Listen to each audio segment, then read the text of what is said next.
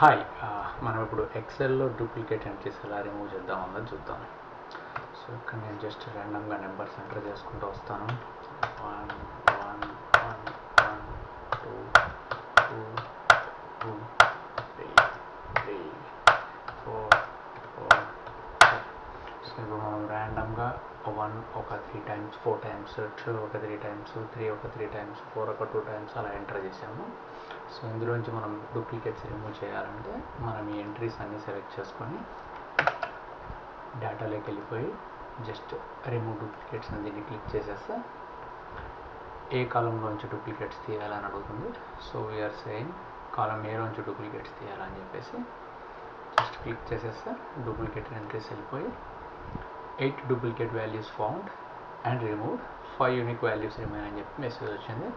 మనం ఓకే అని చెప్తేనే జస్ట్ యూనిక్ ఎంట్రీస్ మాత్రం మిగిలిపోయాయి.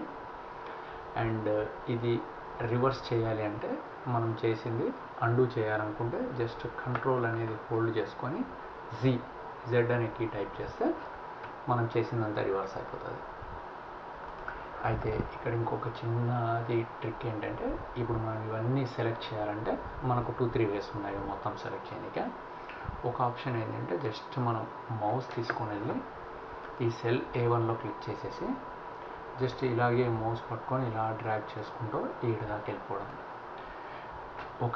వన్ వే టు సెలెక్ట్ ఇవన్నీ లేదు అని అనుకుంటే మనం ఇంకోటి ఏం చేయొచ్చు అంటే ఇక్కడికి వెళ్ళిపోయి కంట్రోల్ షిఫ్ట్ 2 కీస్ కలిపి పట్టుకొని డౌన్ యారో కొడితే ఇది మొత్తం సెలెక్ట్ అవుతుంది. ఇంకోసారి చెప్తాను, ఇక్కడికి వెళ్ళిపోయి కంట్రోల్ షిఫ్ట్ పట్టుకొని జస్ట్ మనం అట్లా డౌన్ యారో క్లిక్ చేస్తే అవి మొత్తం సెలెక్ట్ అవుతాయి. అది ఒక way to select all these cells.